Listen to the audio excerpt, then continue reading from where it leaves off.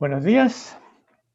Nuevamente estamos en este taller que básicamente vamos a hablar sobre las pymes. El D3, régimen general de las pymes, y el D8 de transparencia tributaria. ¿Ya?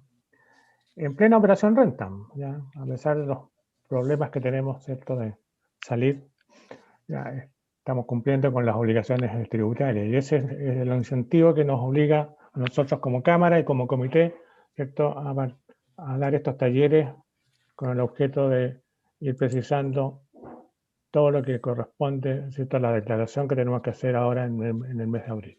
¿Ya? Nos acompañan don Mario Cayupán y don Hernán Verdugo, que ustedes conocen muy bien en sus presentaciones anteriores.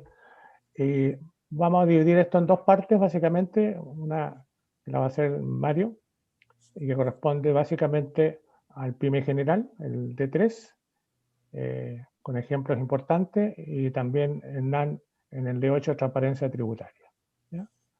Sin más, yo creo que partamos de inmediato. ¿Ya? Mario, tienes todo el escenario a tu disposición. Muchas gracias, don Adolfo. Buenos días a todos los participantes. Yo tengo la misión de exponer el complemento tributario de las pymes de régimen general y principalmente vamos a repasar un ejercicio que el Servicio de Impuestos Internos publicó en la circular 62 del año pasado, pero que quedó refaccionada en la circular 13 del suplemento tributario de este año. Así es que eso viene ya más actualizada, viene con el crédito del 10% y no el crédito del 25%, y eso es para nosotros relevante porque en la práctica lo que vamos a hacer es aplicar lo que realmente corresponde para este ejercicio tributario 2021. Bueno, en nuestro primer año de aplicación de este nuevo régimen para régimen general ProPyme, recuerden que este régimen general ProPyme tiene dos regímenes. Uno, el régimen general, basado en una contabilidad completa o contabilidad simplificada, pero que la base imponible obviamente la recoge sobre la base de ingresos y egresos efectivos, con algunos detalles que lo vamos a conversar. Y también sobre la base de retiro. Tiene la obligación de llevar el capital propio tributario simplificado y también el RAI, el registro de renta empresarial, si es que tiene algún REX, ¿eh? De ingreso no renta o renta exenta. Y primeramente, la idea de esta charla es poder repasar cuáles son los requisitos para poder identificar quién es contribuyente ProPyme general del artículo 14 de 3. Recuerden de que la ley en su artículo 14, precisamente en número 3 de la letra D, señaló cuáles son los requisitos para que un contribuyente pueda optar por este régimen de tributación simplificada y hoy día con tasa rebajada, que es mucho más importante. El primer requisito, obviamente, es que sea un contribuyente de primera categoría, que tenga contabilidad completa o pueda optar a una contabilidad simplificada. Ahí el Servicio de Impuestos Internos en su página web puso, ¿no es cierto?, una opción de poder elegir, y el contribuyente elegir a qué sistema le convenía más, una contabilidad completa o contabilidad simplificada. A mí personalmente me gusta más la contabilidad completa porque entrega muchísima información. Los contribuyentes dicen dónde está mi existencia, dónde está mi activo fijo, lo quieren ver. Obviamente, y eso para ellos es importante llevar una contabilidad completa, pero también tributar sobre la base de ingresos y egresos efectivos es una simplicidad para todos nosotros. Otro requisito importante que la circular 62 lo dejó muy claro, de que el capital efectivo al inicio de actividades sea que no supere las 85.000 UF y corresponde a todo inicio de actividades o toda empresa que haya iniciado actividades en el año 2020 en adelante. Eso es importante definirlo. Tal vez el ejercicio más importante que hay que hacer para poder determinar es tercer requisito, que tiene que ver con que el ingreso del promedio de los 3 últimos ejercicios no superen las 75.000 UF. Ese ejercicio nosotros ya lo hicimos, ¿no es cierto? Yo creo que cada uno de nosotros ya pudo haber hecho este cálculo, y en la medida que no supere las 75.000 UF, desde luego puede estar en este régimen. Para esos efectos debe considerar todos los ingresos que realizan las empresas con las que esté relacionado. El concepto relacionado claramente también está en el artículo 8, número 17 de la ley del Código Tributario, ¿no? O de la ley de la renta. Y eso está en la circular 62 también, las modalidades, ejemplos, etcétera, etcétera. Luego tenemos la resolución número 85, que desde luego ahí aparece cuál es la forma de cómo calcular estos ingresos y sumar este promedio de los 75.000 unidades de fomento. También existe una restricción, que es parcial, diría yo, porque los contribuyentes PYME pueden tener ciertas actividades pasivas y los frutos de ellas no pueden superar el 35% sobre los ingresos totales. Por lo tanto, esa es una restricción. Obviamente, tener inversión en rentas pasivas no tiene restricción. La restricción que tiene es sobre los ingresos que va a generar. O sea, estos ingresos, los frutos que son dividendos, participación en sociedades, esos no pueden superar un 35% de los ingresos brutos totales. Eso es muy importante. Luego tenemos, ¿no es cierto?, que este régimen tiene ciertas obligaciones, llevar contabilidad completa, sin embargo puede optar a una contabilidad simplificada, ya lo dijimos. Ahora, el contribuyente que lleve contabilidad simplificada tiene la obligación de llevar un libro caja, ¿ya? Ese libro caja, el modelo del libro caja apareció, ¿no es cierto?, en la resolución 14 del 12 de febrero de 2021. Por lo tanto, yo creo que es un tema que habría que rehacer todo el año 2020 en este libro caja, ¿ya? Hay que llevar un registro electrónico de compraventa, eso yo creo que ya lo tenemos, toda vez que toda la información de compraventa la controla el Servicio de Impuesto Interno a través de su libro electrónico. Tiene la obligación de llevar un registro de tributario de rentas empresariales si es que tiene REX. Si no tiene REX, obviamente está liberado de llevar este registro tributario, y para esos efectos también la forma de llenar este registro, recientemente, hace unos 15 días atrás, el 31 de marzo de 2021, apareció la resolución número 37, que ordena y explica cómo llevar este registro de renta empresarial para los contribuyentes de este régimen, del artículo 14 de 3. Obviamente siempre llevar el registro SAC, porque obviamente para ese efecto hay que informarle al Servicio de Impuesto Interno que todos los retiros tienen una calificación tributaria y un capital propio tributario simplificado, que es también una novedad para nosotros, toda vez que este capital propio se va a determinar de forma muy, muy simplificada, tal como dice ahí su título, ¿ya? ¿Cuáles son las características de este régimen? Bueno, el contribuyente es de primera categoría, tiene una tasa del 25% de impuestos de primera categoría, pero en forma transitoria, producto de toda la pandemia y los efectos económicos que estamos viviendo. La ley 21.256 rebajó por 3 ejercicios esta tasa al 25% y la está dejando a un 10%. Eso es importante, y hay muchas empresas que están buscando la forma de cómo hacerse de este régimen para los efectos de tributar no con un 27% como el régimen A, sino con un 10%. Es importante eso, porque desde el punto de vista de que en la medida que exista una tasa de impuesto de primera categoría más baja, hay más flujos para las pymes, ¿ya? Eso es lo que quiere también el legislador, toda vez que ha permitido la rebaja a la tasa de un 25% que tiene este régimen a un 10% por 3 ejercicios, 2020, 2021 y 2022. Determina su base imponible sobre la base de la diferencia de los ingresos percibidos, ¿ya? Pero también tiene que considerar los ingresos devengados cuando se trata de una operación con empresas relacionadas del artículo 14A. Ojo, 14A, porque puede que tenga una relación con una D3 también, y en ese caso mantiene el concepto de tributar sobre ingresos percibidos.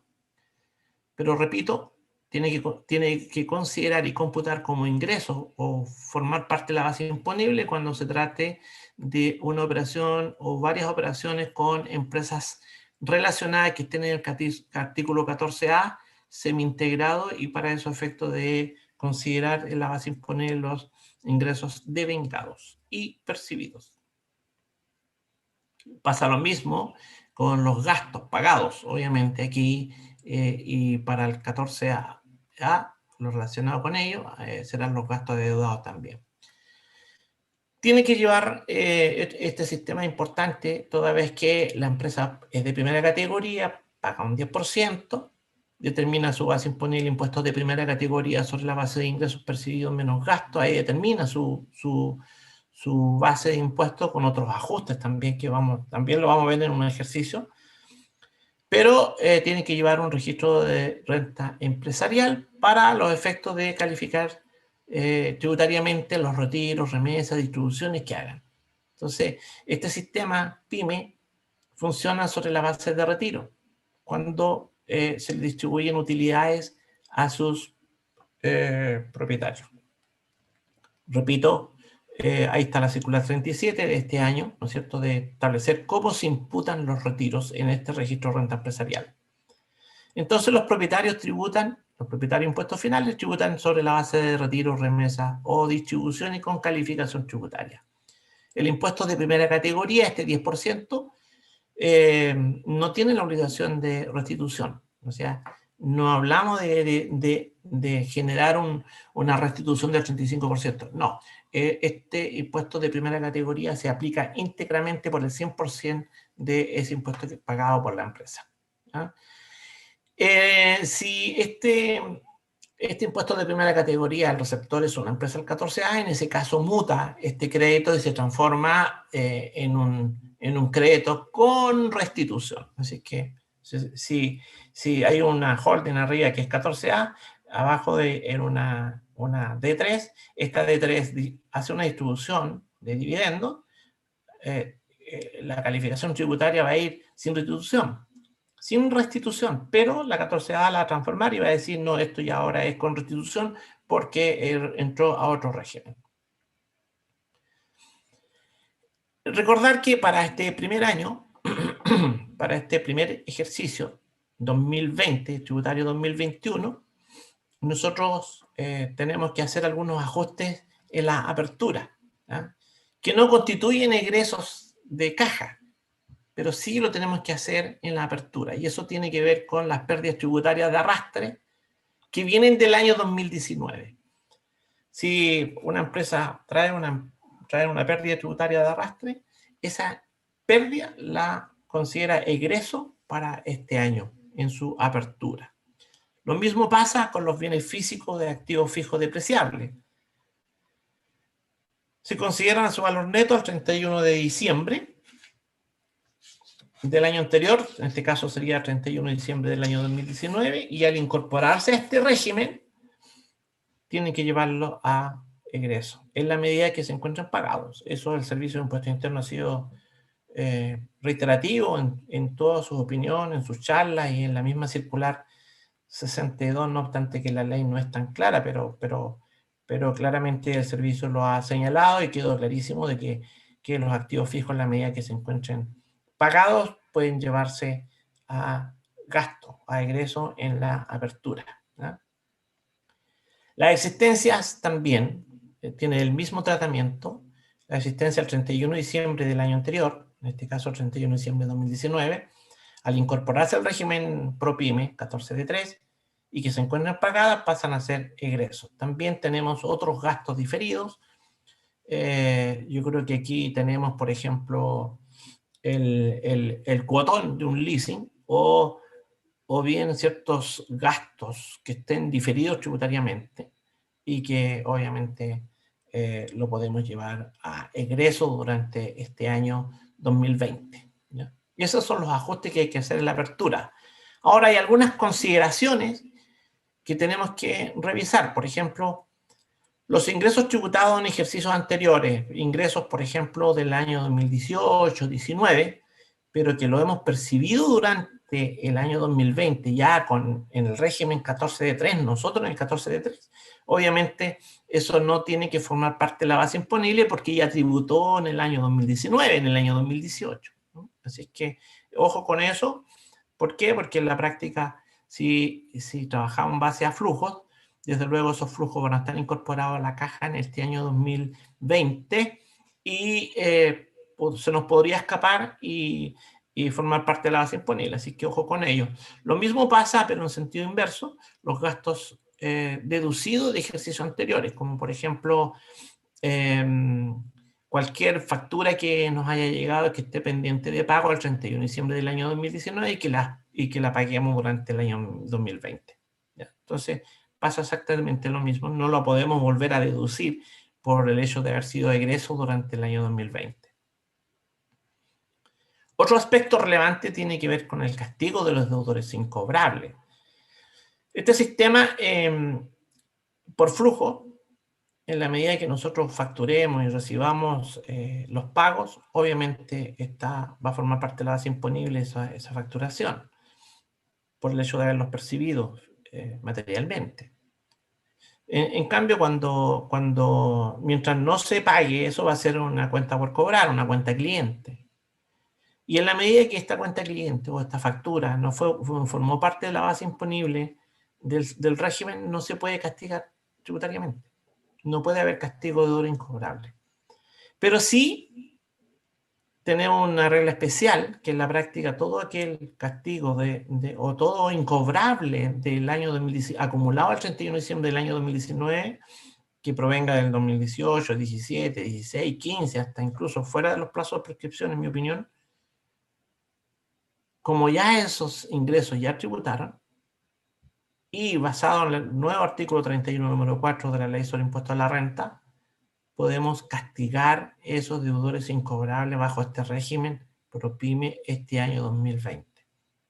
Recuerden que los sistemas que tenemos hoy día, conforme al artículo 31, número 4, es el tradicional e histórico procedimiento de agotar prudencialmente los medios de cobro. Ese sistema se mantiene. El legislador mantuvo ese primer requisito y tan restrictivo porque, entre otras cosas,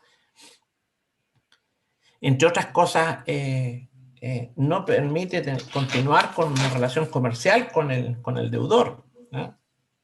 Eso ha sido relevante por muchos años. O sea, agotar prudencialmente los medios de cobro y además cortar relaciones con su cliente. Es el primer requisito muy tradicional, muy estricto. Luego, la ley 21.210 estableció dos nuevos procedimientos. Uno, un castigo en la medida que la deuda tenga un vencimiento a más de 365 días. ¿Es suficiente eso? Basta con que esté vencido 365 días y que correspondan a cuentas del giro o actividad de la empresa.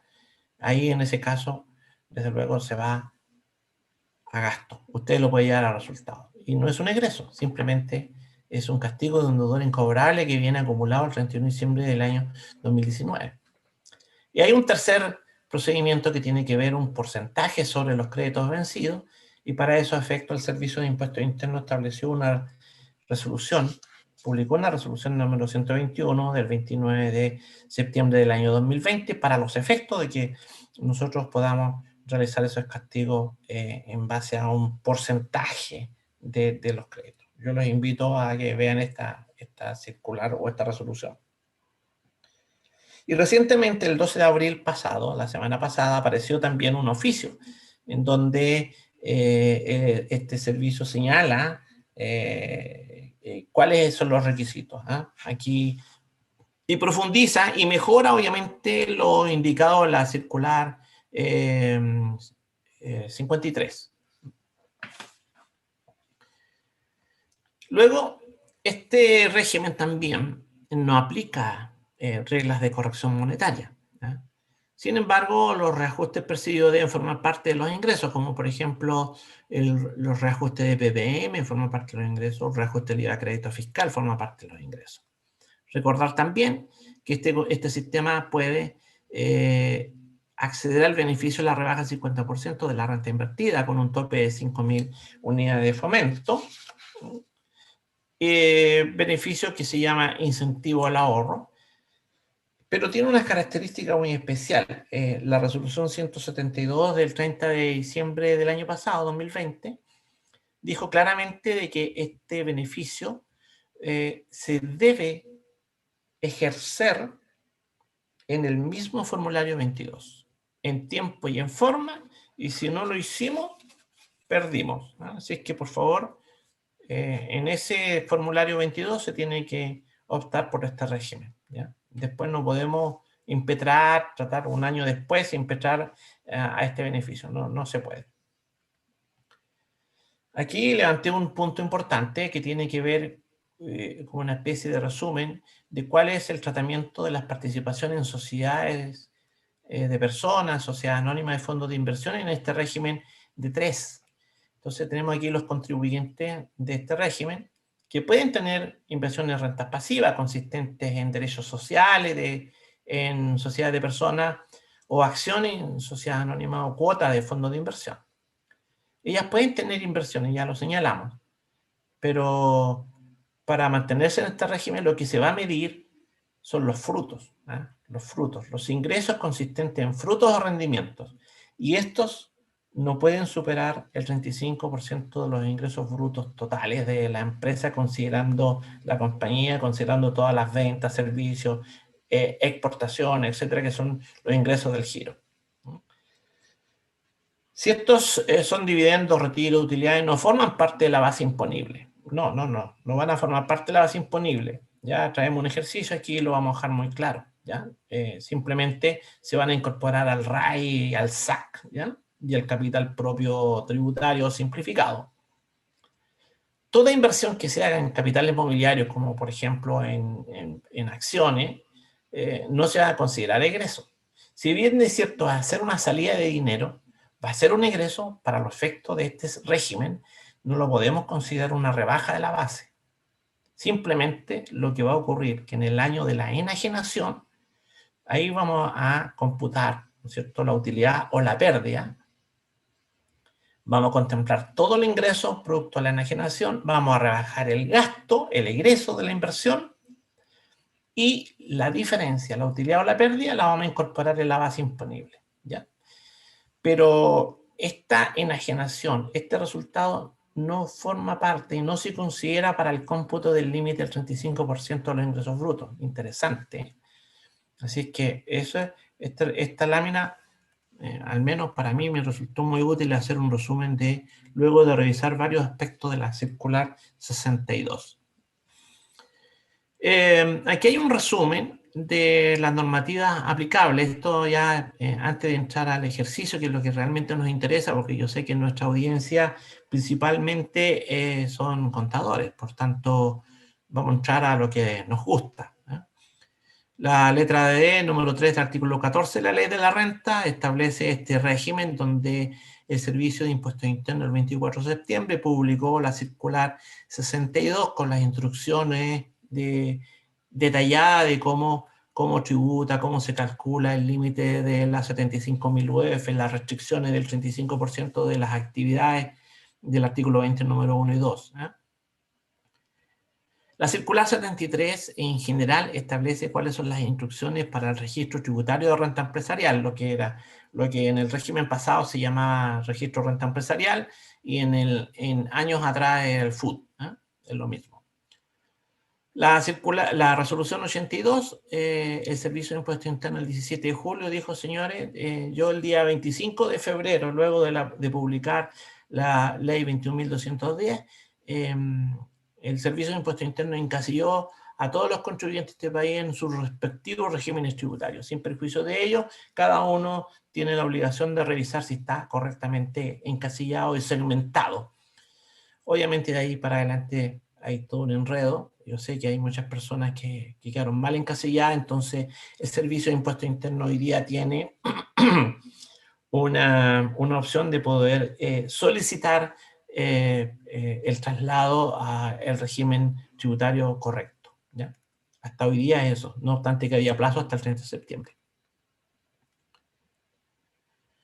La resolución 85 establece forma de cómo computar los ingresos, ¿ya? Eso es súper importante, toda vez que había dudas qué pasaba cuando tenemos una matriz, por ejemplo, en el extranjero. La pregunta es si yo debo considerar los ingresos de la matriz extranjera. La respuesta es sí.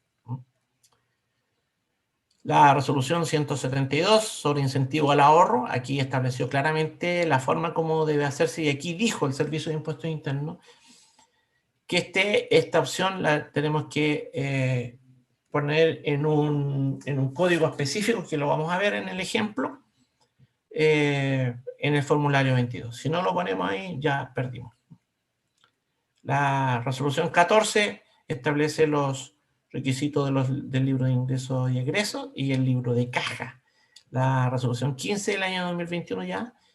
Aquí hay una resolución muy interesante que corresponde a lo que el Servicio de Impuestos Internos quiere. Yo no sé si irá a funcionar en este primer año, pero creo que es muy interesante toda vez que establece un asistente de regímenes tributarios ProPyme.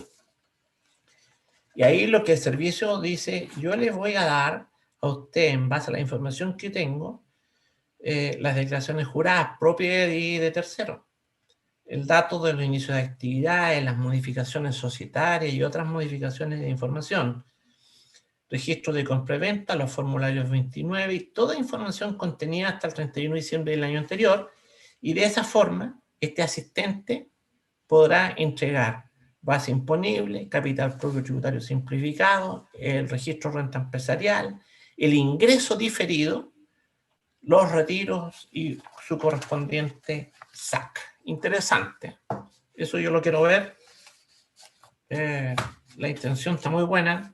Yo creo que el Servicio de Impuestos Internos tiene y maneja toda esta información, pero a su vez yo creo que se complica un poquito muchas veces por toda la falta de información que va llegando de a poco, o de repente hay que hacer algunas modificaciones rectificatorias, y eso podría eventualmente también complicar este sistema. Pero está muy interesante lo que quiere el servicio para estos regímenes.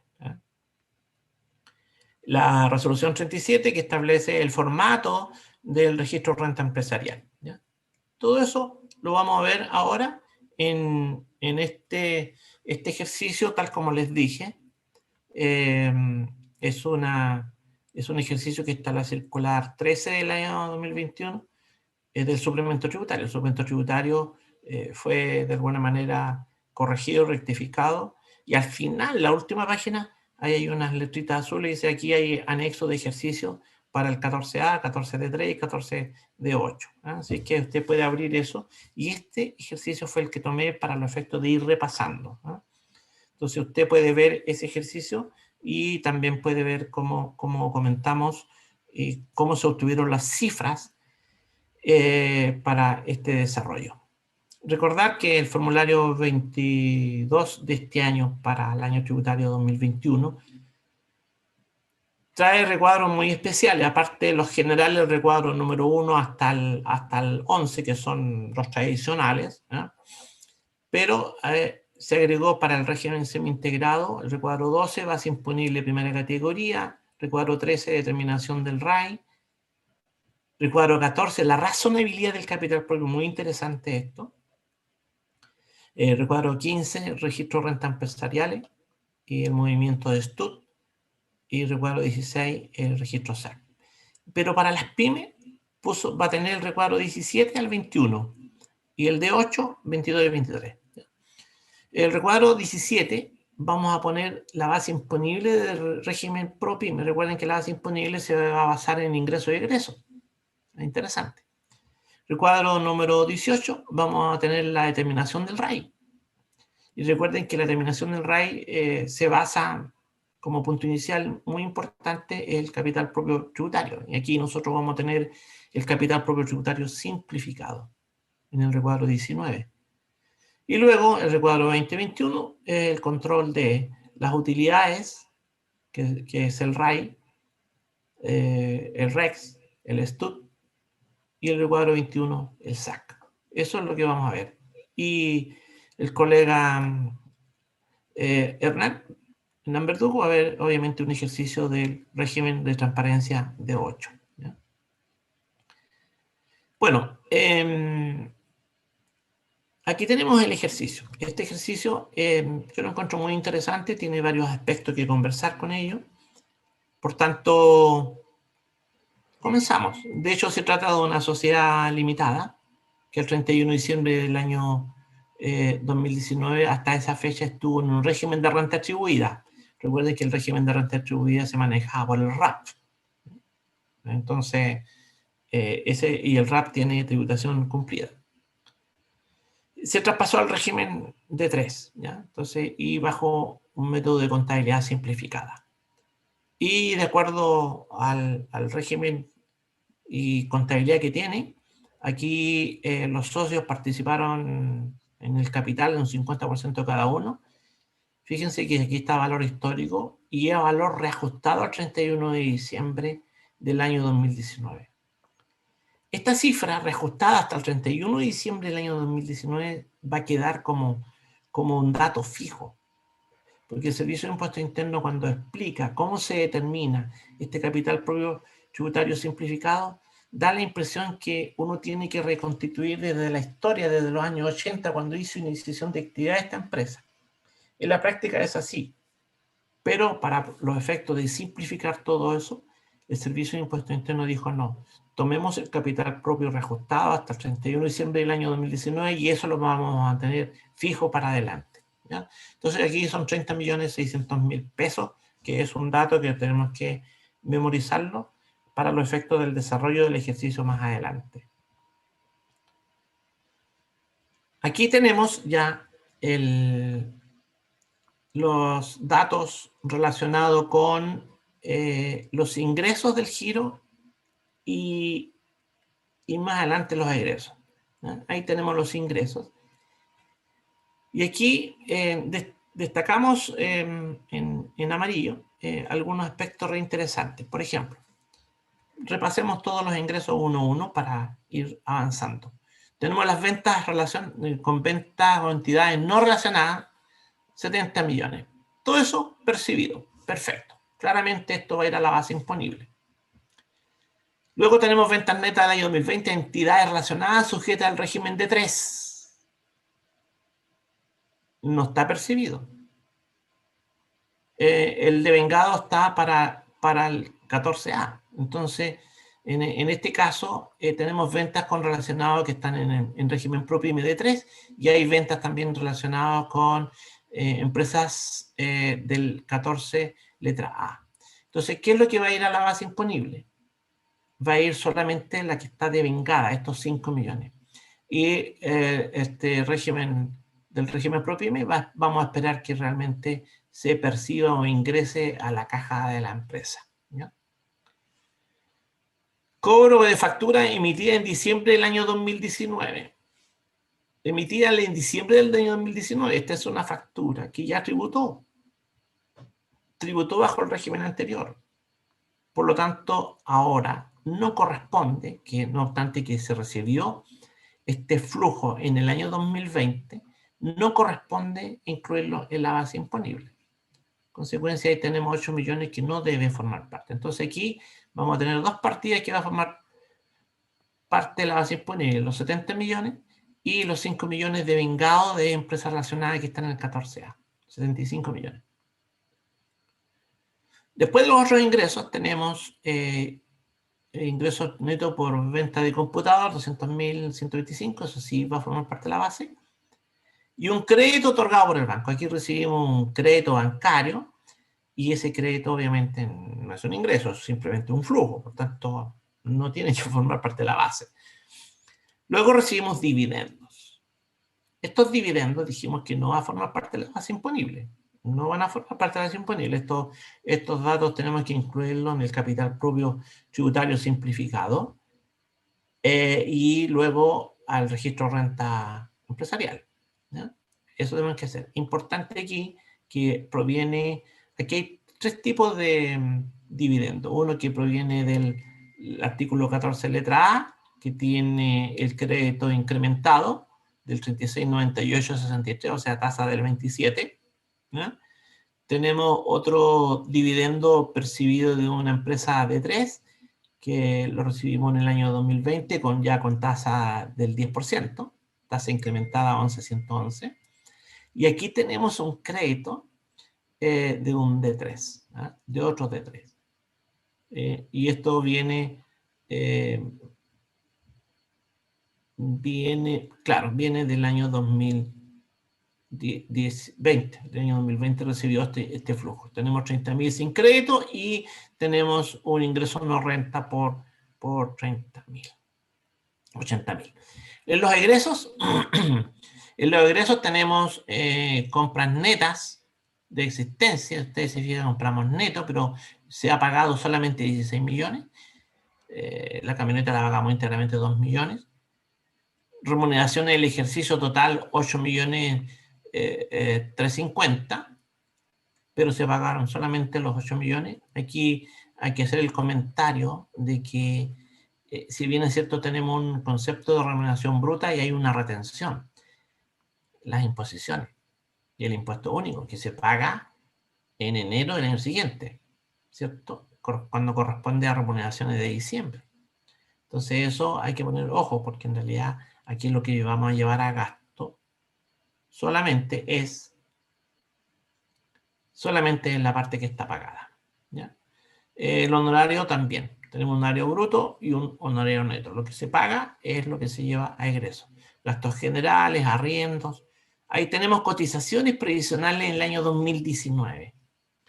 Esas cotizaciones formaron parte de la remuneración bruta del año 2019 y que fue, ¿no es cierto?, incluido como gasto en otro régimen. Por tanto, no debería formar parte de la base imponible para este año. Lo mismo pasa con la retención de impuestos de diciembre de 2019 y pago de proveedores del año 2019 que se pagaron durante el año 2020, pero corresponde a deudas del año 2019 y gastos que fueron considerados en un régimen anterior. Cuando pagamos un crédito, estamos pagando una cuota capital y una cuota de interés. Lo que vamos a llevar a gastos es la cuota de interés, ¿ya? Ojo con eso. Luego tenemos pago de intereses y multas fiscales, pago de impuestos de primera categoría, PPM, que no va a gasto, y retiros. Ese es el flujo. Esto es flujo, claramente, flujo, ¿ya? Luego tenemos otro dato importante que es necesario conocer. ¿Cuál fue el capital propio tributario declarado el año pasado? En este caso es 42.600.000, que está formado de esa manera. Y también tenemos un dato muy relevante. ¿Cuáles son las existencias? Nivel de existencia, 12.500.000. Tenemos activo fijo ya con la depreciación descontada, 6 millones de pesos. Esto corresponde a activos que están en el balance el 31 de diciembre del año 2019. Entonces la pregunta es, ¿qué vamos a hacer cuando nos incorporemos al régimen de 3? Obviamente, justamente esto es lo que me permite la ley llevar a gasto, ¿ah?, en la medida que estén pagados. Para este ejercicio, nosotros vamos a decir que todo esto está pagado, por tanto, lo vamos a llevar a gasto y lo vamos a ajustar en la base imponible inicial. Si ustedes se fijan, ahí hay acciones, hay renta, eso es una inversión en capital inmobiliario, que podría generar renta, pero eso no va a gasto. Ahí va a quedar. Ya dijimos cuál es el tratamiento que tiene. Entonces eso va a ir a egreso cuando se enajene. Luego tenemos el registro de renta empresarial. Dijimos que había un RAP aquí, ¿se acuerdan? Un RAP. El 31 de diciembre del año 2019 hay un RAP, 6 millones. Eso ténganlo presente porque también nos va a ser útil para el desarrollo de este ejercicio. Hay otros datos que son, por ejemplo, los retiros de los socios. Recuerden que son 14 millones y 14.035.000 que es actualizado. Nosotros dijimos que este régimen se aplicaba simplemente sin corrección monetaria. Por tanto, lo que vamos a imputar aquí van a ser los 14 millones y no los 14.035.000. Los 14.035.000 van a ser para los efectos de certificar la calificación tributaria de este retiro. Va a ir en el certificado. Va a ir en la DJ. Pero la DJ de 1948, la de retiro. Pero para efectos de nuestros cálculos, de registro de renta empresarial, todo eso, vamos a aplicar simplemente a valor histórico. Y aquí hay una diferencia entre el PPM histórico y el actualizado, en donde hay una diferencia, y esa diferencia dijimos que la vamos a considerar como parte de la base imponible. Vamos al ejercicio. Empecemos a llenar estos recuadros, y eso es importante. Hay varios recuadros que tenemos que conversar, ¿no es cierto?, en la base imponible. Este es el primer recuadro, muy interesante, es la base de la terminación de la base imponible sobre los ingresos y gastos, ingresos y egresos. La circular 62, recuerde que en el punto 1.5, ahí señala cuál es la forma como se determina. Y la resolución 14 habla de los ingresos, egresos y la caja, la resolución 14 de este año. Hay la resolución 172, repito, está el incentivo al ahorro, cómo se debe aplicar. Este es el modelo de caja que publicó el servicio el mes pasado, o antepasado, en febrero. Este es el modelo de caja que debemos llevar. El libro de ingresos y egresos y el libro de caja. Ustedes pueden revisar la resolución y cómo llevar este sistema de ingreso y egreso. Y esta es la determinación de la base imponible del ejercicio que nosotros comentamos en los antecedentes anteriormente. Si ustedes se fijan aquí, vamos a entrar a determinar la base imponible. Y luego vamos a llenar el recuadro número 17 del formulario 22. Nosotros aquí, esta es una hoja de trabajo, pero el recuadro 17 es la forma de cómo tenemos que declarar y llenar ese recuadro en el formulario 22. Esta es una hoja de trabajo que contempla, aquí tenemos 75 millones, ¿recuerdan? Dijimos las ventas a empresas no relacionadas, 70 millones, y 5 millones de ventas a empresas relacionadas, pero que está devengado, y que viene de esta empresa, está en el régimen 14A. Entonces ahí, en este caso, el régimen, esta empresa tiene que sumar a sus ingresos para determinar la base imponible esas ventas que están en empresas relacionadas, pero que no están pagadas, pero sí están devengadas. Entonces hay que sumar. Se suma los ingresos por venta al computador, y aquí están los 875 pesos relacionados con el reajuste a los PPM. Y eso lo dijo el Servicio de Impuestos Internos, está en su circular. Por lo tanto, estos reajustes de PPM, como también el reajuste del crédito fiscal, se tienen que incorporar a la base imponible. En los egresos, si ustedes se fijan, aquí ya tenemos todos los egresos reales. 16 millones de existencia, compra neta de la camioneta, remuneraciones, el valor pagado. Recuerden que el valor bruto era superior y aquí había una retención que eran las imposiciones, lo mismo que los honorarios. Había un monto superior de gasto, pero que solo estaba pagado 1 millón. Entonces, eso es lo que se tiene que considerar como egresos efectivos. Gastos generales, los arriendos, intereses por préstamo. Ese interés por préstamo, recuerden de que hay una cuota capital y hay una cuota de interés. Lo que se va a rebajar como gasto solamente es la cuota de interés. Vamos a incluir aquí en la rebaja estos gastos como pago de intereses y multa y pago de impuestos de primera categoría.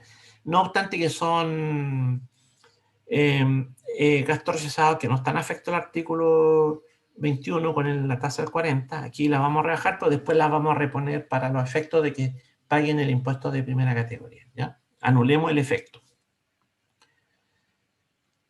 En el primer ejercicio, si ustedes se fijan, el egreso por cambio de régimen, vamos a llevar la existencia y el activo fijo. Esto está en el balance de cierre el 31 de diciembre del año 2019 de esta empresa. Y eso sumó 18.500.000. El total de los egresos, 50.481.000, menos los ingresos, que son 75.901.000, dio gastos, ingresos menos gastos, tiene un valor neto de 24.720.000. Luego tenemos, sumamos, ¿no es cierto? Ya dijimos, perdón, ahí está. Sumamos los intereses y multas fiscales y el pago del impuesto a la renta, se suman y llegamos a 28.360.000. Esos 28.360.000 es una base imponible previa a la rebaja del beneficio de la letra E del artículo 14, que es el incentivo al ahorro. Y ahí no es el 50% de 28.360.000, habría sido ideal. ¿Por qué? Porque el mecanismo de la determinación del incentivo al ahorro es otro. Uno tiene que rebajar, uno tiene que buscar en realidad la utilidad que está invertida. Y para esos efectos se toma el subtotal de la base imponible antes de aplicar este beneficio, que son los 28.360.000, se rebajan los retiros efectuados durante el año, durante el ejercicio, y se rebajan los gastos rechazados. Y ahí tenemos la renta líquida invertida. Eso dio 10.720.000 y el 50% de ello es 5.360.000. Eso es lo que se puede rebajar, 5.360.000. Pero hay que hacer un cálculo aparte para los efectos si realmente cuánto es el total de esta rebaja. Esta rebaja, recuerde que tiene un límite máximo de 5.000 unidades de fomento. No es menor, es muy importante este límite. Lo importante es, obviamente, es que se aplique correctamente este concepto, es la renta líquida invertida. Y para la renta líquida invertida, obviamente, tenemos que demostrar de que no hay retiro. Entonces, importante eso. En la medida que haya retiros, la renta líquida ya no está invertida en aquella parte del retiro, ni en los gastos rechazados. Entonces, esta hoja de cálculo es la que se traspasa aquí al recuadro número 17. Ustedes se fijan ahí, ya tenemos los ingresos percibidos 70 millones, los ingresos percibidos por empresa relacional 14A 5 millones, ingresos de vengado de 201.000 pesos, que son los otros, ¿eh? Ese es el rubro otro. Después tenemos la salida, los gastos, los egresos. Ahí tenemos el ajuste inicial, el código 1406, que son los egresos. El primer egreso es saldo inicial de existencia o insumos por el cambio régimen que estén pagados. En los activos fijos también pagados. Eso es por el efecto del cambio régimen. Y luego vienen los egresos del ejercicio. La existencia pagada durante el ejercicio, remuneraciones pagadas durante el ejercicio, honorarios, etcétera, etcétera. Eso es importante, llevar bien este control. Las partidas de gasto rechazado que están rebajadas, los 3.640.000, que después se reponen en el código 1431 abajo, si ustedes se fijan, después del subtotal de 24.720.000. Estos 24.720.000 no están, ¿no? Esto lo pusimos aquí para los efectos de darle visión al ejercicio, pero este código no existe. Llega hasta los 1.430 y después 1.431. Si ustedes se fijan, esta es la partida de los gastos rechazados. Y luego tenemos la base imponible antes de aplicar la rebaja del beneficio de incentivo del ahorro. Este incentivo de ahorro, ahí está, son los 5.660.000 y llegamos a una base imponible de 23 millones. Ese dato es súper importante porque esa va a ser la base para los efectos de aplicar la tasa del 10%. ¿Ya? Este es el primer recuadro que uno tiene que tener muy presente. Hay muchos datos que llenar en la medida que se den. Por ejemplo, aquí hay renta de fuente extranjera percibida, ¿ah? Interés y reajustes percibidos por préstamos. Esto es un poco el recuadro número 2 que existía en el formulario antiguo, ¿se acuerdan? De eso se trata este recuadro número 17. Veamos la RAI. Hola. La RAI, la exposición de la RAI está en la circular 73, ¿ah? Donde aquí ¿Qué cosa? el Servicio de Impuestos Internos lo que hace es entregar ¿Sí? ¿Escucha? información e instrucciones sobre cómo Ya, se perfecto. construye. Ya, apenas termine, Nosotros apenas dijimos termine, que llamo. ¿Mm? Ya, el- chao, traíamos, ¿no es cierto?, chao. un dato muy importante, un capital propio en los antecedentes que entregamos. Sí, a ver. Si no se marean, ahí vamos a buscar un poquito, vamos a volver atrás. Ahí está el capital propio. Aquí están los antecedentes, aquí cómo se calculó el capital propio y fue el dato que nosotros declaramos en el formulario 22 del año pasado. ¿Ya? Este dato es súper importante, porque con esto nosotros partimos nuestra determinación de RAE inicial. ¿Ya? Hay una RAE inicial, la RAE inicial que nosotros vamos a determinar por el cambio de régimen, el artículo 10º transitorio para allá, señala que debemos calcular una RAE inicial. Entonces, en la práctica lo que vamos a hacer aquí es esto, eso precisamente, una RAE inicial. Y este es el dato más abajo, tenemos el dato de lo que era el registro de renta empresarial del el año pasado, 2019, y tenemos un RAP de 6 millones. Entonces vuelvo aquí, perfecto. En la RAE inicial tenemos un capital propio de 42.600.000 y un REX que es RAP 6 millones y tenemos un capital social aportado. ¿Se recuerdan que el capital aportado era 30 millones? Y dijimos, no. Vamos a considerar el capital aportado pero reajustado hasta el 31 de diciembre. Y ese es el dato que nosotros vamos a mantener para adelante. ¿Ya? Entonces, 30.600.000 y tenemos un RAI inicial de 6 millones. Ese es nuestro RAI inicial. ¿Ya? Y después vamos a determinar un RAI final. Pero ese RAI final lo vamos a hacer, lo vamos a volver a esta página después que desarrollemos, por supuesto, el cuadro siguiente, que es el capital propio tributario simplificado, que es el recuadro 19. Si ustedes se fijan en el capital propio tributario simplificado, nosotros tenemos 42.600.000 el capital propio inicial. Entonces, a ese capital propio inicial, la pregunta es, ¿cuánto fue la base imponible que nosotros acabamos de determinar? 23 millones de pesos. Esa fue la base imponible. Pero también tenemos los dividendos percibidos, 710.000 pesos. Esos 710.000 pesos no pasaron por renta líquida, pero sí me incrementaron el patrimonio. Entonces, como no pasaron por renta líquida, me incrementaron el patrimonio, ahí está sumado, que son los dividendos que están en los antecedentes. Luego rebajamos los retiros, también históricos, y las multas. Y el impago del impuesto de primera categoría que se incorporó a la base. ¿Recuerdan que lo sumamos a la base? Es lo mismo que los 140. Y otro que no está en la base, porque lo rebajamos de los 23 millones, ahí están dentro de los 23 millones de la base imponible, ya está rebajado el incentivo al ahorro, por lo tanto eso no fue salida de dinero. Entonces lo tenemos que incorporar al capital propio. Entonces en ese caso, este capital propio tributario simplificado, llegamos a 54.030.000. Si volvemos para atrás, ahí en este RAI al cierre del ejercicio, tenemos los 54.030.030 como punto de partida para calcular nuestro próximo RAI.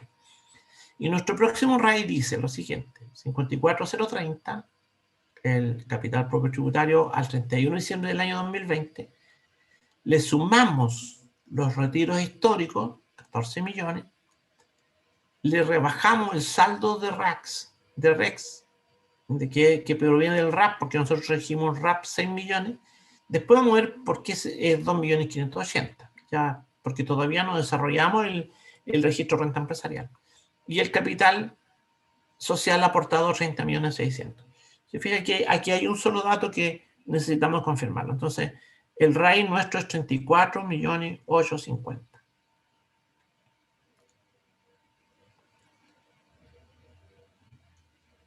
Aquí está nuestro cálculo del registro tributario. Está en colores para poder hacer una identificación así como más gráfica. Hay personas que nos gusta separar los temas en base a colores. Por ejemplo, este color verde claro es en la columna control. Después en este color celeste o gris, como no sé cómo lo verán ustedes, llevamos el control de las utilidades en cuanto al RAI y al RAP e ingresos no renta, REX. Y tenemos aquí el control de los créditos en color pastel y finalmente la columna del STUD. Entonces, para nosotros es súper importante eso. Luego, se recuerda que el saldo inicial, tenemos un saldo inicial de RAI, dijimos 6 millones. 6 millones, y esos 6 millones son los que se incorporan ahí. También dijimos que venía un RAP del año pasado, ahora que eran otros 6 millones de pesos. Pero también pagamos un impuesto de primera categoría. Pero ese impuesto de primera categoría venía del régimen anterior, por lo tanto se lo rebajamos al RAP. Y eso es el saldo que nos da 2.500.000. ¿Te fijas? 2.500.000. Nosotros rebajamos aquí capital propio 2.580.000.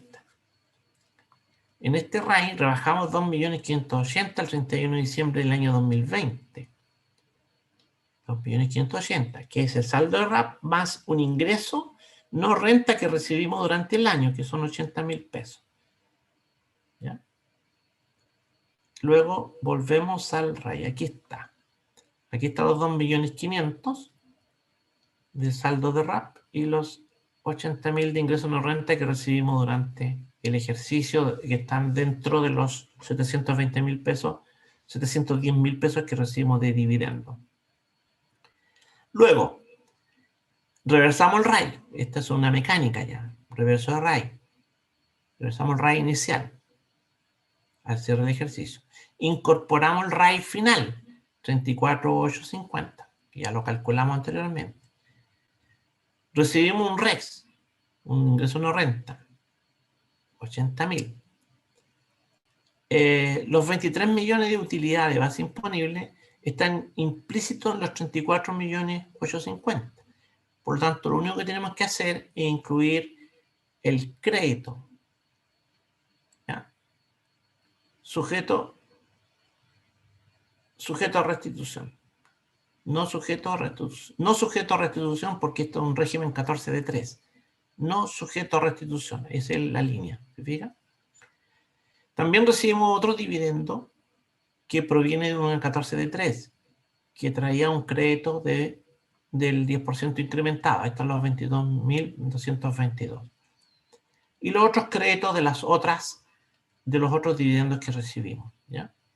Eso genera obviamente un subtotal de 37.430.000 del control total, del RAI 34.850, el RAP, saldo RAP antes de imputación, 2.500.000, ingreso no renta 80.000, después vienen los créditos y tenemos un STUD de 150.000.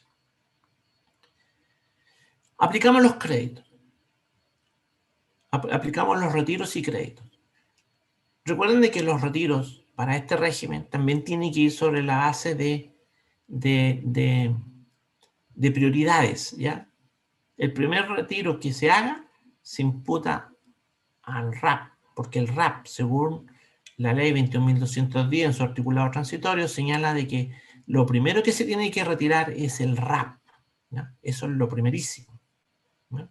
Sin perjuicio que si hubiere un ISFUT, obviamente uno puede elegir el ISFUT si imputamos primero el ISFUT o el RAP, pero no habiendo ISFUT, o por último, esto ya es una obligación, es algo imperativo. 2,5 millones lo imputamos de inmediato. Entonces, el señor Ortiz, aquí el socio Ortiz, que retiró 7 millones de pesos, cuyo retiro se tiene que imputar aquí en este registro en orden cronológico, tal como se ha ido retirando, en ese mismo orden. Entonces, el que primero retiró aquí fue el señor Ortiz. 7 millones de pesos. Esos 7 millones de pesos imputamos 2,5 millones de RAP. Y después el RAI, 4,5 millones. Y los 4.500.000 tienen un crédito. Y el crédito es la tasa del ejercicio. ¿Y cuál es la tasa del ejercicio? ¿Cuál es la tasa del año? La tasa del año es un 10%. Por lo tanto, la tasa incrementada es 11.111. ¿Ya? Entonces, ahí tenemos nosotros que aplicar los 4.500.000, 11.111 da 499.999. Entonces, cerrado, 500. ¿Ya? De esa forma se aplica. Luego viene el segundo retiro, se imputa al RAI. Porque ese es el orden. Primero RA, después RAI, después REX. Y se dan los créditos correspondientes. Y hay 140.000 pesos de gasto realizado que consumieron un crédito de 15.556. Este dato, este cuadro, que es una hoja de trabajo, que está asociada a la resolución que acaba de emitir el Servicio de Impuestos Internos, después tenemos que traspasarla a este recuadro número 20. Y este recuadro número 20, si ustedes se fijan, no es más que traspasar esta hoja de trabajo a este recuadro que viene del formulario 22 de renta. Ahí tenemos el RA inicial, ahí tenemos el RAP. Después tenemos los reversos correspondientes. Después tenemos los dos aumentos, que es el RAI nuevo, y tenemos las imputaciones, 2,5 millones. Y tenemos el total del saldo. Y aquí tenemos el ingreso no renta y tenemos el STUD. Y el recuadro siguiente, el 21, tiene que ver con los créditos. Los créditos de esta planilla. ¿Se fijan? Eso es lo que hay que hacer. Luego, todavía no me voy a despedir. Simplemente quiero volver a calcular aquí el RAI. Nosotros dijimos, al cierre del ejercicio, tenemos 54 millones de capital propio tributario, tenemos los retiros por 14 millones, tenemos el REX antes de imputación de retiro, 2.580.000. Recuerde que era un saldo de 2.500.000 de RAP y 80.000 de ingresos no renta que fueron recibidos, y tenemos el capital social aportado, pero reajustado al 31 de diciembre de 2019. Eso nos dio los 34.850.000. Eso lo pasamos al recuadro 18. El recuadro 18 es el que explica justamente ese cierre de ejercicio que tiene que ver con la determinación del RAI al 31 de diciembre del año 2020. Esto es el cierre. Capital propio inicial, 54.030.000. Los retiros se resuman, 14 millones que son históricos. El REC, 32.580.000. Capital aportado, reajustado hasta el año anterior, 30.600.000. Y ahí tenemos el RAI, los 34.850.000. Bueno, con todos estos recuadros, en mi opinión, el Servicio de Impuestos Internos va a poder armar, si ustedes se fijan, ese asistente de régimen tributario. Porque nosotros le vamos a entregar información de año a año, y después con estos recuadros, el Servicio de Impuestos Internos va a poder hacer y compilar esa información para los efectos de incluirlo, ¿no es cierto?, en su asistente tributario. Eso sería. No sé si, bueno, las preguntas vienen después o lo dejamos para el final, en fin. Pero muchas gracias y le doy la palabra a don Adolfo Sepúlveda, nuestro presidente. Está muteado, estimado Adolfo. Ahí sí. Bueno, Ahí sí. perdón, estábamos muteados. Sí. Gracias, Mario. Excelente tu presentación, como siempre. ¿Ya? Las preguntas las vamos a dejar al final, porque yo creo que se van a coincidir algunas con el nuevo régimen que vamos a ver ahora, que es el de 8, ¿cierto? Que lo va a manejar Hernán. ¿Ya? Y lo vamos a manejar ahí, como dice Hernán, con un ejercicio para ir explicando, ¿cierto?, qué significa, ¿cierto?, estos recuadros que son un poco inferiores a los que tú ya explicaste, Mario, pero que también tienen su complejidad. Sí. Hernán, sin más vueltas, vamos adelante. Voy a compartir pantalla. Nico. Bien. Se ve bien, ¿no es cierto? Se ve bien. Sí, Hernán. Ya, perfecto. Entonces, analizando esta situación, estamos inmersos dentro, ahora nos vamos a cambiar un poquito de canal, podríamos decir tributario, nos vamos a cambiar al canal de las 14 de 8, ¿no es cierto?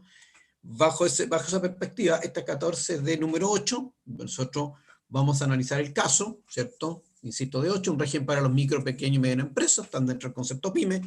Ya partimos de la premisa que ya es PYME, de acuerdo a lo que dijo, ¿cierto?, el profesor en la presentación anterior, ¿cierto? ¿Y qué le acabamos de ver? Vamos a ver un caso, podríamos ver el caso que una sociedad cogía al 14A al 31 de diciembre del 2019 y que se clasifica en el 14 de 8 de la Ley de Impuesto a la Renta, en la medida que cumpla todos los requisitos pertinentes para hacer esta 14 de 8. Al cumplir estos requisitos esta 14 de 8, veamos entonces cómo opera en la práctica, ¿cierto? Repito lo que acabo de decir. Si analizamos el siguiente caso, ¿cierto? El caso está radicado en que tenemos una persona natural, socio 1 y un socio. Acuérdense que las 14 de 8, una de las características que tiene que estar formada por contribuyentes con los impuestos finales. De esa perspectiva, ¿no es cierto?, estos socios aportaron el capital en un 50% cada uno, y ese capital al 31 de diciembre del 2019 está a un valor de 30.600.000. Posteriormente, dentro de los datos que tenemos, tenían cierto retiro estos socios, socio 1 y socio 2, recuerden, personas naturales con residencia y domicilio en Chile, para efectos del análisis práctico. Ya tenemos retiros en el año 2020, ¿no es cierto?, en donde el retiro histórico son 7 millones cada uno, y actualizado son 7.085, pero el IPC de noviembre este año es negativo, y por lo tanto se mantiene el mismo valor histórico, los 7 millones, lo que significa que 14 millones versus 14.035, producto de la corrección monetaria. Otro variable también que es importante recordar, que uno se lo olvida, ¿no es cierto?, que es el efecto de la corrección monetaria o el efecto del incremento de los PPM por ese concepto, en donde tenemos los PPM actualizados, 208.375, y histórico eran 207.500, lo que da una utilidad o una corrección monetaria de los PPM de 875.000 pesos. Frente a eso también tenemos un RAP de esta compañía. Acuérdense que era una 14A, por lo tanto venía con cierta historia. ¿Y esa historia cómo se llama? RAP en este caso, ¿cierto? Esta historia, ¿cierto?, al 31 de diciembre del 2020 viene con, ¿no es cierto?, estos 6 millones de RAP de esta compañía.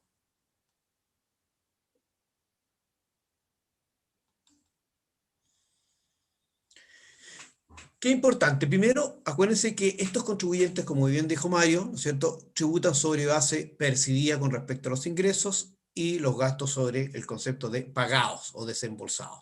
Mirémonos desde el punto de vista de los ingresos percibidos. Si analizamos esta matriz para efectos de análisis, también es práctica cuando uno quiera analizar y determinar estos contribuyentes, separemos los conceptos, ¿cierto? Aquí está bastante mezclado con varios tipos de flujo de caja que recibió, ¿cierto? Un flujo de caja está dado por ciertas ventas que no se hicieron relacionadas, porque acuérdense que el relacionamiento también es una variable a considerar cuando tengo que evaluar los ingresos en este tipo de contribuyentes.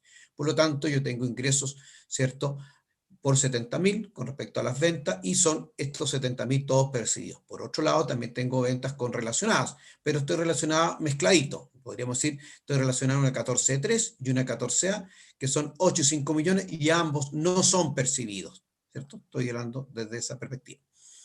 Después tiene un ingreso que se facturaron en diciembre, ¿cierto? Por lo tanto, se reconoció el ingreso en diciembre, independientemente que esta factura me la pagaron en año 2020.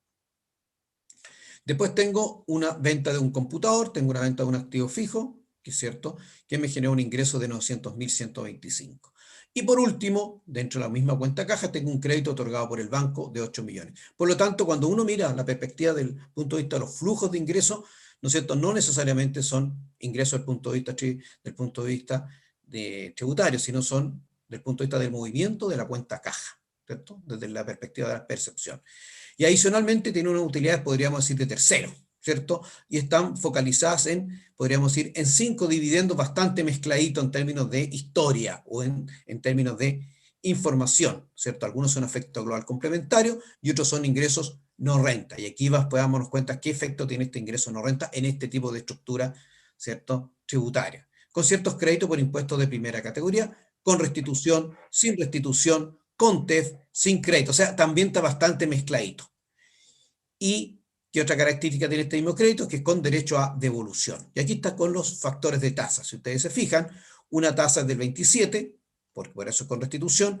Otra tasa es la tasa del 0,1, que es el factor producto del impuesto de primera categoría con tasa del 10%. Y por último, una TEF, que es una tasa, ¿no es cierto?, de acuerdo al porcentaje informado por este contribuyente. Lo que nos da ciertos créditos por 149.000, sumatoria, mezclado, y el dividendo percibido fueron 710.000. O sea, la caja de esta compañía se vio incrementada por 86.900.125 y además por un ingreso recibido por 710.000. ¿Qué hice con esa caja en términos operativos? En términos operativos, lo que hizo esta compañía, seguimos dentro del ambiente una 14.3, puntualmente, perdón, 14.8, ¿cierto? Y frente a eso seguimos con la misma, ¿cierto?, concepto, ¿cierto?, de la convergencia, podríamos decir, esta compañía, y tengo que ver los gastos. Analicemos ahora los gastos que tiene esta compañía. Ahora nos vamos a la caja, pero con respecto a los desembolsos. Y aquí podríamos decir que adicionalmente esta compañía tiene una compra de asistencia, la cual una parte está deudada y la otra está pagada, 16 millones. La compra de la camioneta está completamente pagada en este caso. Tiene unas remuneraciones donde una parte, podríamos decir, está deudada y otra parte está pagada. Tiene unos honorarios brutos, ¿no es cierto?, una parte adeudada y la otra pagada. Después tiene ciertos gastos generales, arriendos, cotizaciones previsionales. Aquí estoy mirando, acuérdense, desde el punto de vista de la salida de caja, no estoy mirando el punto de vista del estado de resultados, para no confundirnos. Retenciones de impuestos que pagué, pago de los proveedores del 2.900, pago de crédito del banco, una parte, aquí es importante separar lo que es capital propiamente tal con lo que son intereses, porque en definitiva uno de ellos tiene un comportamiento pasivo y el otro en definitiva también tiene la contrapartida que es su gasto, ¿cierto? Después tienen unas multas fiscales pagadas, el pago del impuesto de primera categoría correspondiente al año tributario 2020, que son 3,5 millones, y por último los PPM pagados, ¿cierto? Y me faltó, disculpen, y los retiros que tiene la compañía. ¿Se acuerdan que hablamos de 7 millones cada socio? Total 14 millones. Por lo tanto, uno podría decir que los egresos de esta caja, de esta cuenta caja, son 59.913.500, que una parte está en la práctica adeudada, ¿cierto? Por tanto, pero ese es el número que andamos buscando. Tenemos que ir estudiando y tenemos que ir analizando posteriormente esos 54, cuáles serán parte de la base imponible para efecto de este contribuyente 14 de 8. Dicho lo anterior, seguimos avanzando y nos damos cuenta que ¿qué es lo que tenemos que hacer? Ya tenemos los datos en la memoria, ¿cierto? Veamos. Primero, no nos olvidemos también que estos contribuyentes pueden tener el efecto del ingreso diferido, de acuerdo al artículo 14 de número 8, ¿cierto?, que era esta sociedad acogida 14A, ¿no es cierto? Y por lo tanto, podríamos decir por una convergencia, por el hecho de traspasarse a este nuevo sistema, ¿no es cierto?, por converger a este nuevo sistema, se puede estar generando un ingreso diferido. Y por lo tanto, si se genera ese ingreso diferido, lo voy a tener que pagar en cómodas cuotas, ¿no es cierto? Podríamos decir, este ingreso voy a tener que amortizarlo en 10 años y tendrá que ser parte de la renta líquida imponible de esta, ¿cierto?, esta 14 de 8, para efecto después comunicarse a los socios contribuyentes finales. Por lo tanto, este es una situación distinta a lo que estuvo hablando Mario, desde el punto de vista de este ingreso diferido. ¿Ya? Dicho todo, veamos primero, ¿qué es lo que tenemos que ver en primero? Primero, repasemos, ¿cierto?, antes de ver el cuadrito, primero veamos el cuadrito a la derecha. El cuadrito a la derecha, lo que más está diciendo es cómo simplifiqué al máximo. Este también es parte de los ejercicios o parte de lo que el Servicio de Impuesto Interno también informó también en su último suplemento tributario. Se analizaba un poco el balance que tenía esta compañía el 31 de diciembre del 2019, que está compuesto por banco, clientes, existencia, un activo fijo neto de 6 millones, acciones y tiene ciertos proveedores, lo que nos da un capital propio tributario bastante simple, la adición para que nos veamos de 42.600.000. ¿Por qué es importante? Porque también muy bien lo que dijo Mario, que en el fondo aquí tenemos que ver los ajustes que tenemos que hacer, yo le llamo en forma personal ajustes por conversión o ajustes por pasar a un sistema tributario distinto, y por lo tanto el legislador me permite ciertos gastos que puedo llevarlo a resultados en la medida como que estén pagados desde esa perspectiva. Por lo tanto, aquí tengo potencialmente activos que van a ser llevados a resultados cuando esté determinando la renta líquida imponible, ¿cierto? Y que también el recuadro también los clasifica claramente en un código donde van a ir estos gastos que van a tener estas compañías. Después, al lado izquierdo, bueno, ¿qué más tenemos? Ya tenemos la primera situación del balance de cierre, ¿cierto? Ahora, tenemos que buscar también el efecto, ¿cierto?, de ingreso diferido. Aquí si analizamos, ¿se acuerdan como dato? Yo que lo que puse el capital propio al 31 de diciembre de 2019, los 42.600, que está a su derecha, ¿cierto? Ese capital se obtiene del balance, capital propio tributario. Después, ¿qué voy a restar? Voy a restarle el RAP que tiene la compañía. Efectivamente, porque dentro del patrimonio de la compañía hay ciertas utilidades que están con tributación cumplida, ¿no es cierto? Y por lo tanto, descontémoslas de ese RAP.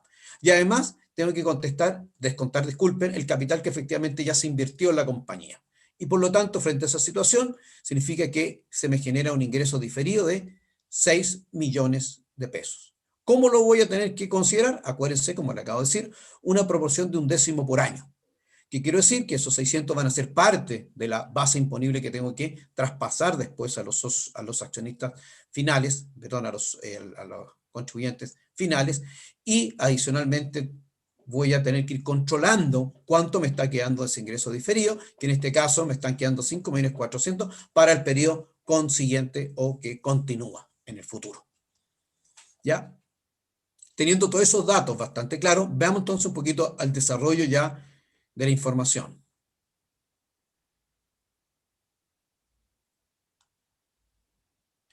Primero veamos los gastos. Perdón, disculpen. Primero veamos todos los ingresos relacionados. ¿Se acuerdan?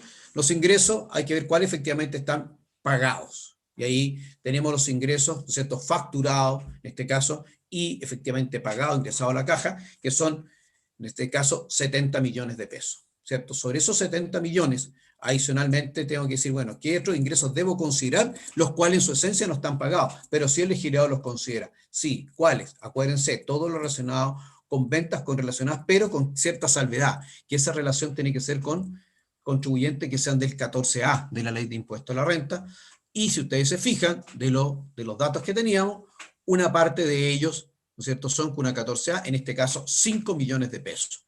Por lo tanto, uno podría decir, entre ingresos percibidos y ingresos devengados producto de una 14A, ¿cierto?, tenemos 75 millones. Por lo tanto, uno podría decir que esos son los ingresos mirando, ¿no es cierto?, haciendo un análisis de la facturación de la compañía para hacerlo práctico en forma más simple.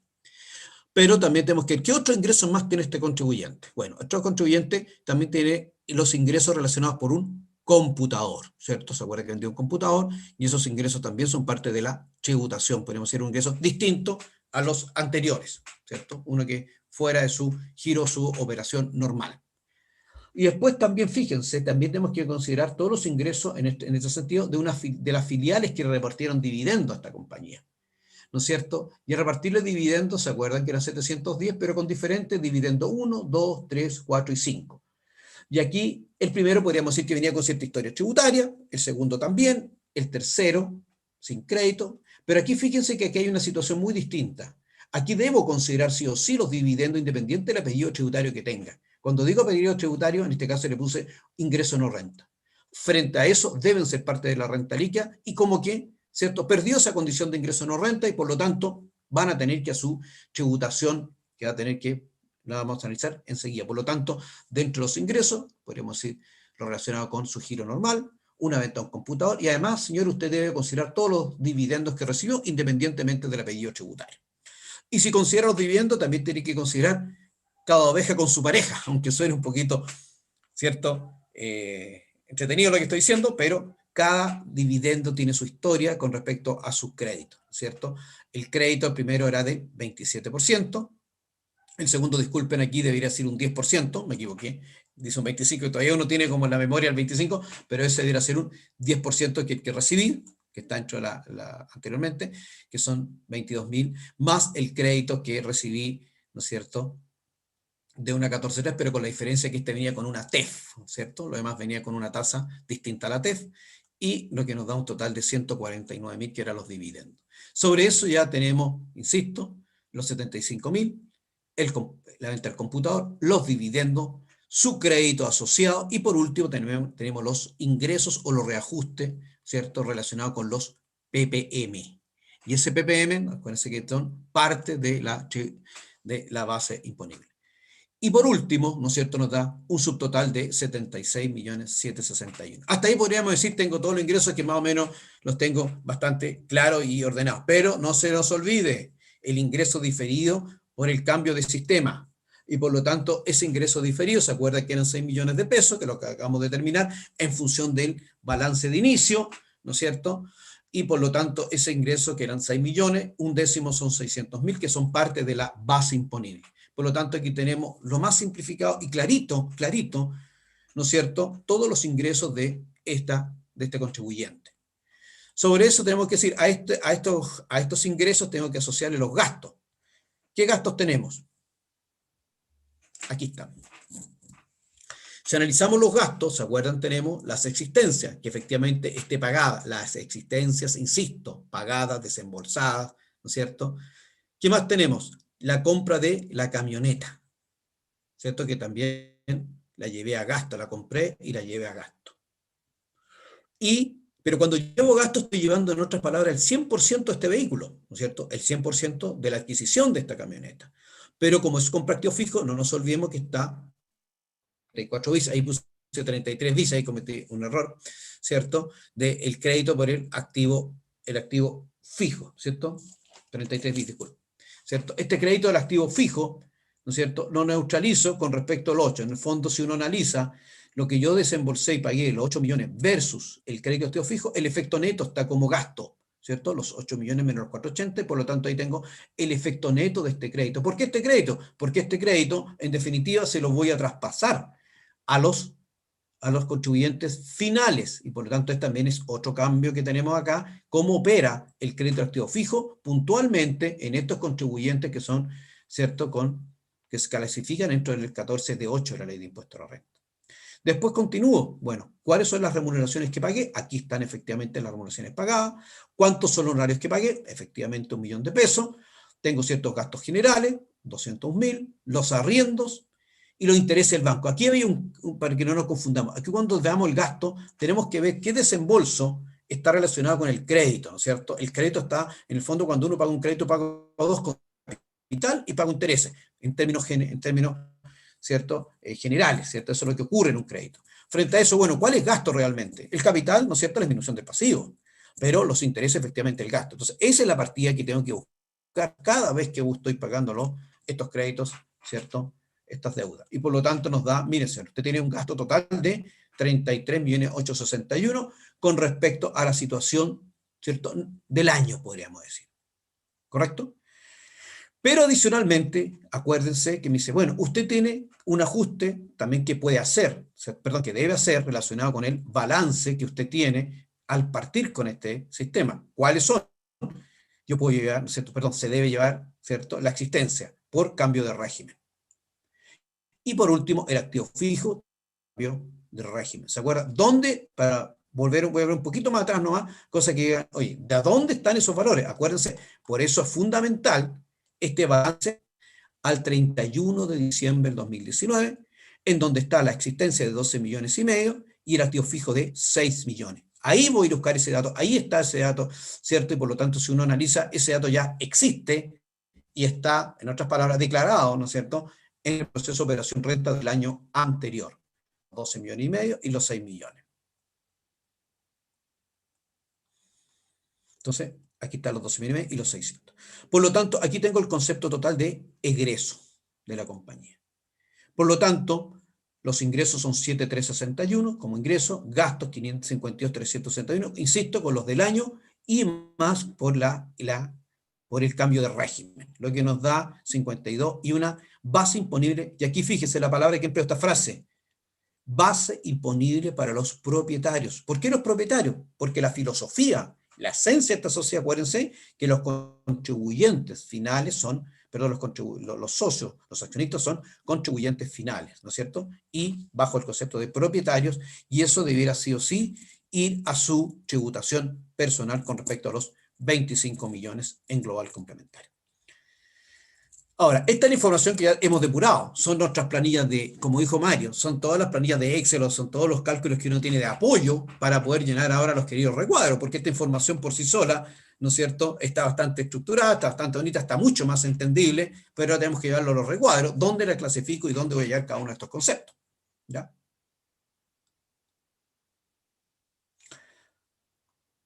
Por lo tanto, aquí tenemos el querido, ¿no es cierto?, recuadro relacionado con la base imponible, que es el recuadro 22, base imponible del régimen de transparencia tributaria. Perdón, disculpe.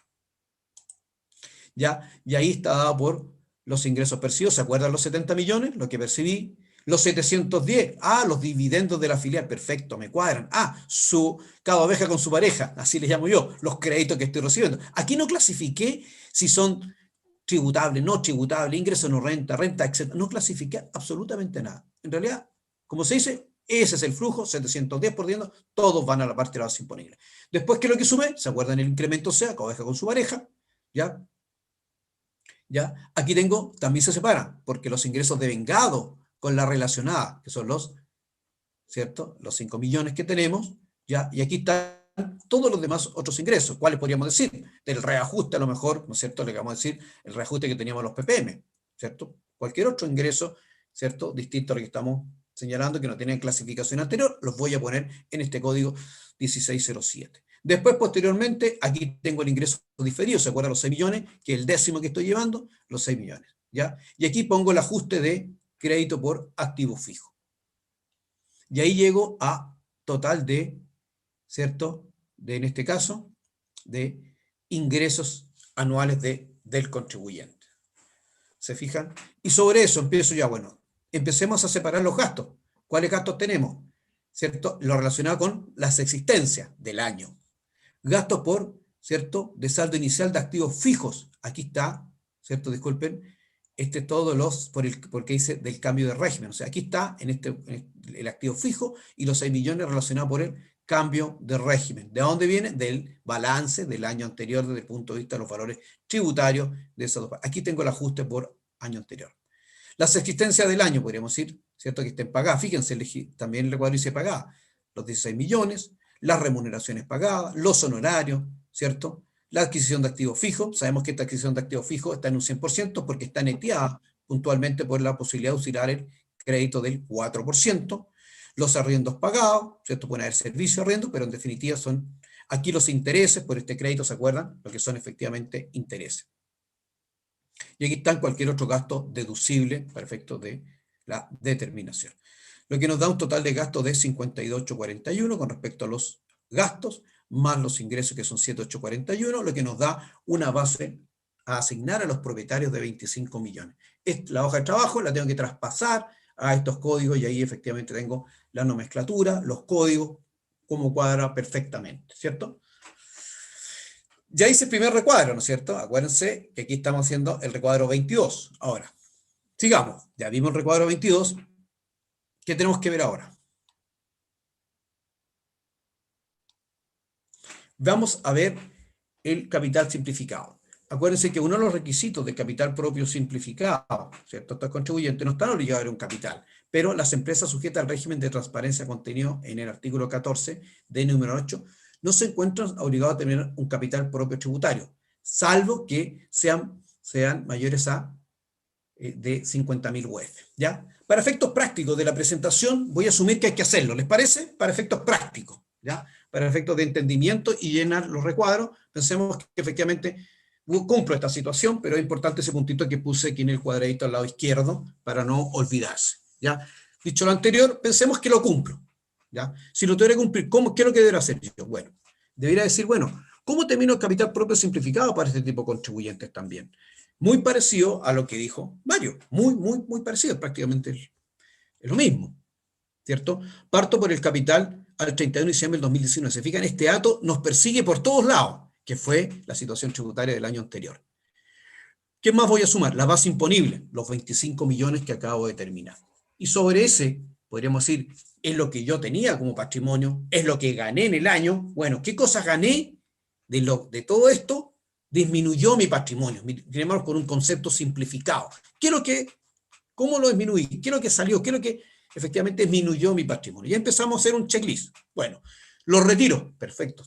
Lógico que se disminuyen. Las multas fiscales, también, pues si hay flujo con respecto a las multas, pues las tengo que pagar, ¿cierto? El pago del impuesto de primera categoría, AT 2020, efectivamente.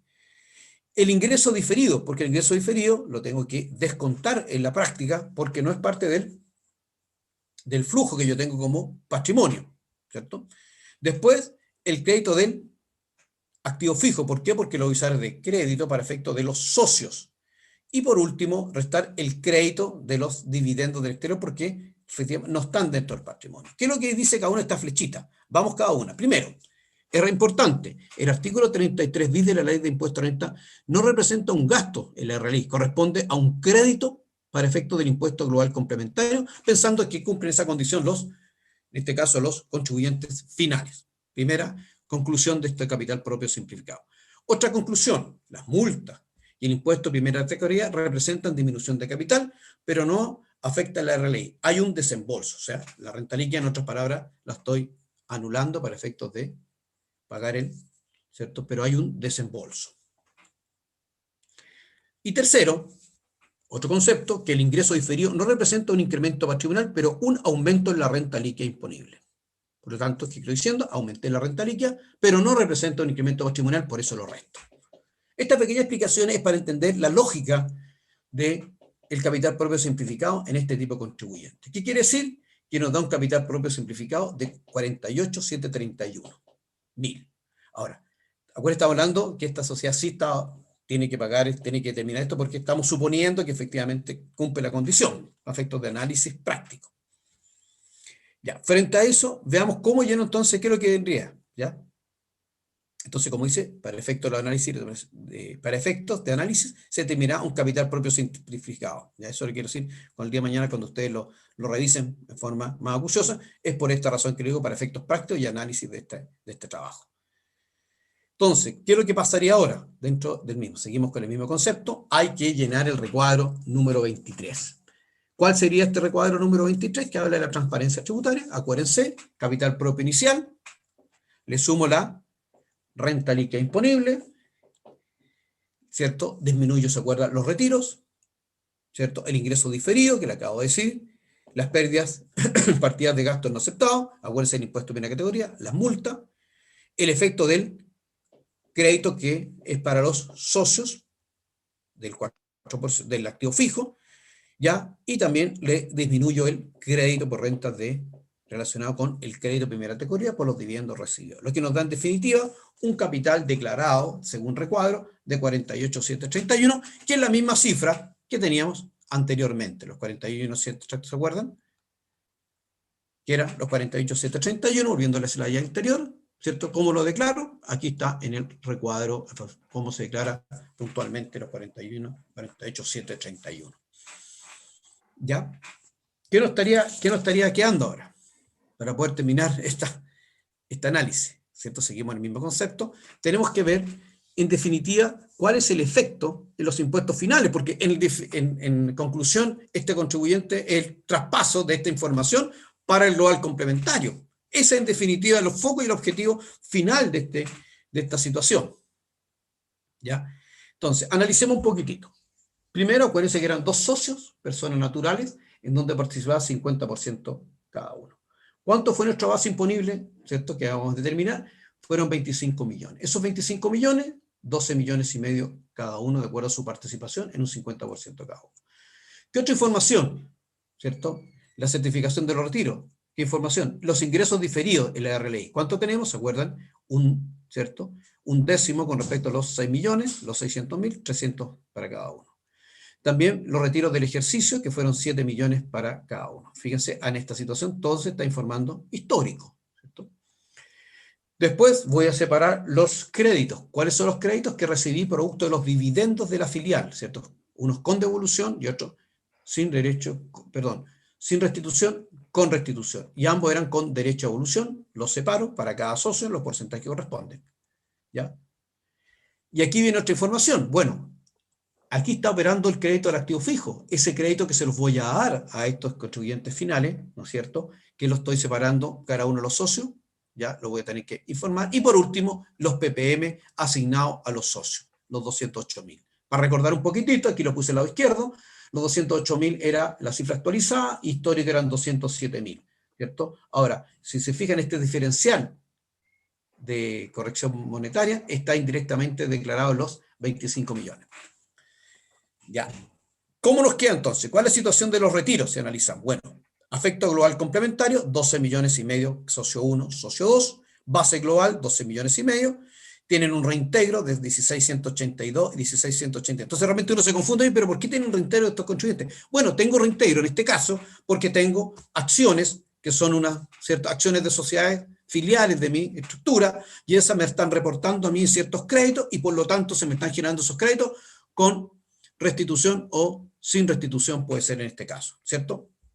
En este caso fueron mezclados, ¿cierto? Con restitución y sin restitución, teniendo que reintegrar el 35% y el crédito que le corresponde a cada socio en definitiva, ¿ya? Que son los 28.267 más los 46.233, ¿cierto? Son los 74.500 que le corresponde a cada uno. Y por eso, insisto, hay un reintegro, ¿cierto? Que debería ser el 35%, sujeto a restitución, por los 28.267, debería ser el 35%. Frente a eso, ¿qué situación nos queda? Nos queda lo siguiente. Bueno, ¿por qué hicimos todo esto? No olvidemos el foco, y llegar al global complementario, ¿cierto? Ya, pero importante, este cuadrito dice ahí, el crédito del artículo 33 bis se asigna en la proporción, ¿cierto?, de la renta, y para todos los efectos se entenderá que corresponde a un crédito por impuesto de primera categoría, con derecho a no pudiendo exceder el monto de dicho impuesto. Línea 35, formulario 22. Ahí está la explicación, que de repente es importante tenerla bastante clara con respecto a este crédito y su utilización.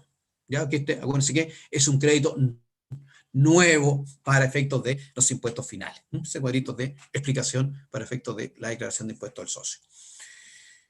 Dicho lo anterior, ¿cómo nos queda la situación? Tomé un socio en particular. Si vemos su global complementario, nos vamos a ver que están los retiros declarados, ¿cierto? En la línea 6, los retiros provenientes del 14 de 8. Sobre esa línea, ¿no es cierto?, tenemos los créditos que acabamos de asignar, ¿cierto?, con la obligación de restitución, ¿cierto?, sin la obligación de restitución. Sobre esa base imponible, ¿no es cierto?, pensemos que es la única renta que tiene para efectos prácticos, 12.500, y aquí, ¿no es cierto?, voy a pagar su impuesto global complementario, ¿no es cierto? Aquí voy a pagar el débito fiscal asociado a la restitución del 35%, ¿no es cierto? Y aquí, fíjense, aquí tenemos la línea nueva, ¿cierto? El crédito del 33 bis, que aquí lo voy a tener que utilizar, los 240, para efectos de imputarlo contra sus impuestos global complementario. Después tengo el crédito primera categoría, acuérdense que todos los créditos eran con derecho a evolución, los 74.500 que les expliqué, y nos da una devolución de, ¿cierto?, un impuesto en línea 47, impuesto, ¿cierto?, de 128.000. Y sobre esa situación, ¿qué es lo que implica? Que voy a poder solicitar el remanente de crédito por impuesto, se considera como un impuesto de primera categoría, en el código 116, los 128.000. Más los ppm, que también se pasan a disposición de estos socios, lo que significa que estoy pidiendo la recuperación de 128.000, más los 104.000, lo que nos da, en definitiva, un global complementario con una evolución de 233.173 pesos para efectos de análisis y efectos prácticos. ¿Ya? Por lo tanto, esta es toda la secuencia y cómo concluye, en definitiva, el global complementario. Esa sería mi presentación.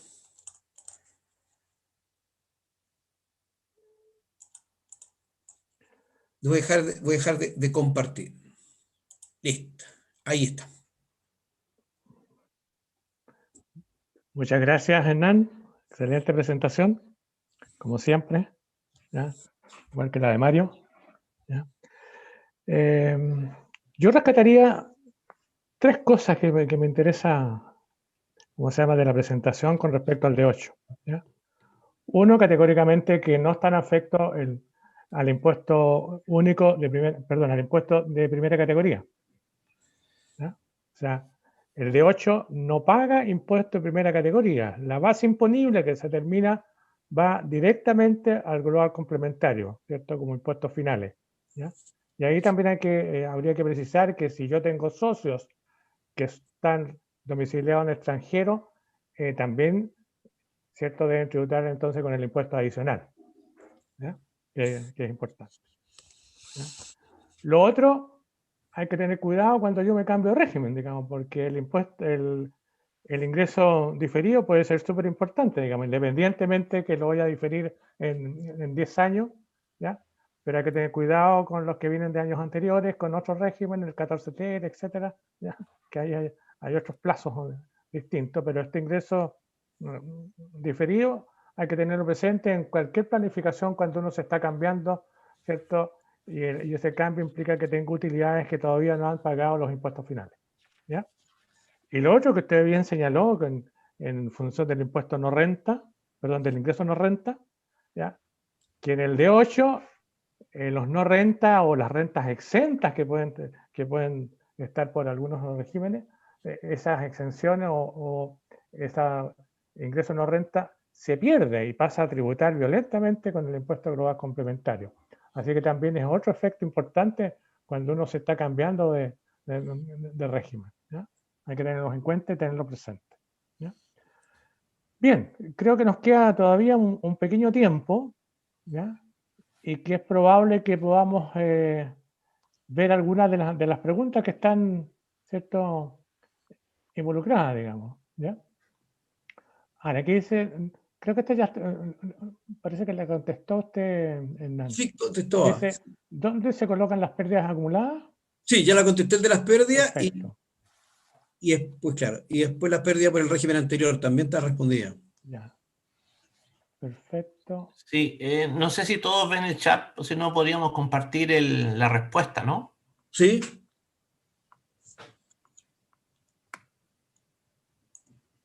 Claro, porque en definitiva la pregunta... El código 1426 dice sale atachado y no deja colocar, dice, ¿ya? Que corresponde a las pérdidas. Sí, hay que tener cuidado.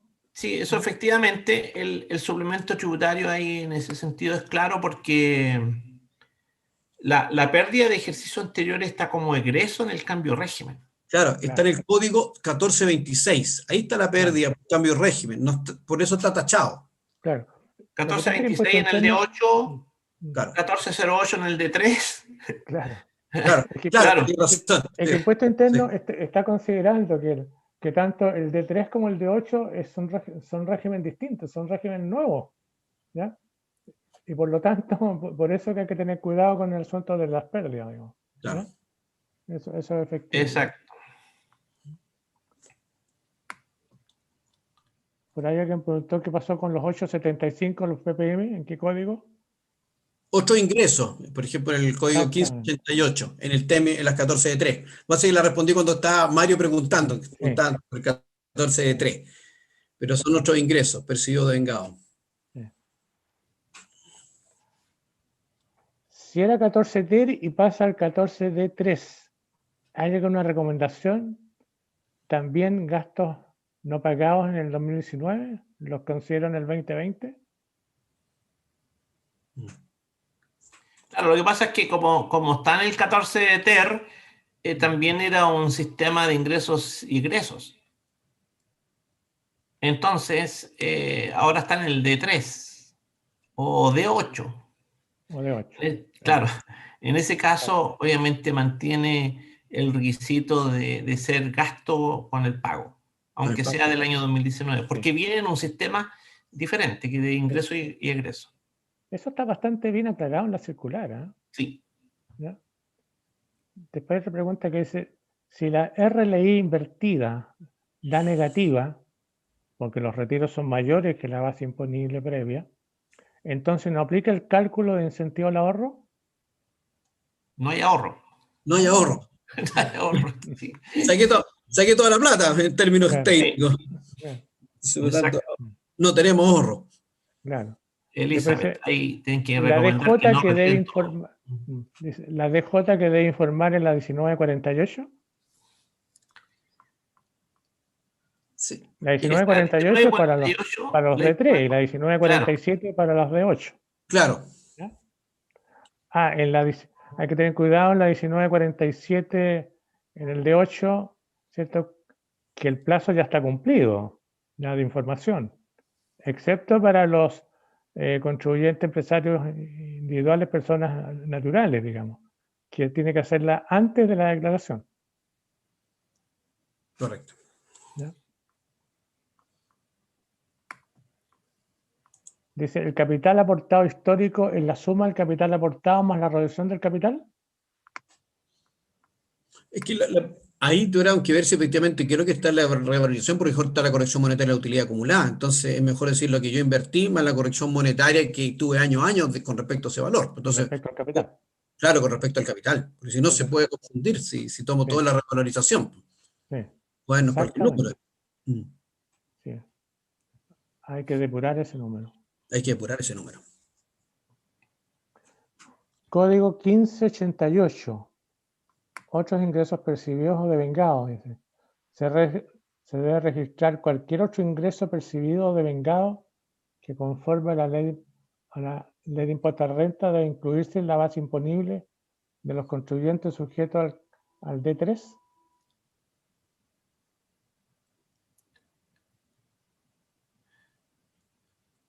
No tengo a mano ya el 15. No tengo a mano el 1588. Yo tengo aquí el 1588 donde habla de otros ingresos percibidos o devengados. Ahí se incorpora todo otro ingreso que no esté contemplado en los otros cuadros específicos. Claro, pero con respecto a los ingresos propiamente tal. Sí. Porque después hay otro código con respecto a los gastos que no están reflejados en los otros códigos. Exacto. El 1588 es para sumar todo ingreso no contemplado en los otros cuadros. Ahí está. Claro. Pero son ingresos no contemplados en un código y gastos no contemplados en otros códigos. O sea, no debo poner el neto, sino que debo separar los ingresos y los gastos con respecto a eso. En el 1424 están los otros gastos deducibles. Claro. Otros. 1424. Yo creo que ahí están todas las... Sí, ahí están todas las preguntas. Sí, ahí están todas las preguntas. ¿Ya? Sí. Bien, creo que hemos cumplido otra jornada. ¿Ya? Gracias, Mario. Gracias, Hernán. ¿Ya? Y estaremos nuevamente, ¿cierto?, el próximo mes ya, en otro taller, a los cuales invitamos, como siempre, a nuestros participantes. ¿Ya? Quienes han participado, ¿cierto?, en estas presentaciones, muchas gracias por haber concluido en esta situación. Y estas se van a subir de nuevo al formato, para que todos sepan también que se van a subir. Siempre subimos todas estas presentaciones, las dejamos en nuestra página de la Cámara de Comercio, digamos, ¿ya? De que no hay ningún problema en que las puedan consultar sin ningún problema. ¿Ya? Sin más, nos despedimos hasta una próxima oportunidad, como le decimos, y muchas gracias por vuestra participación. Hasta luego. Gracias.